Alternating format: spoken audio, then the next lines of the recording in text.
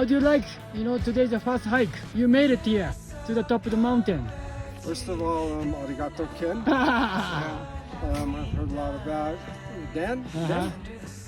How do I like it? This is life. This is real. You'll feel better about it tonight. Yeah, when you with get my all legs feeling. No, when you're relaxed and everything like that, because you still got to get down. When are you going to go? Are you going to go back the way you came up, or are you going to go down this way to the restaurant? No, I gotta talk because maybe he has some trouble going down. Well, it's better to go than you can take the ski lift. I'll ask him. You can save us going down if you take the ski lift. I feel great. I'm an athlete.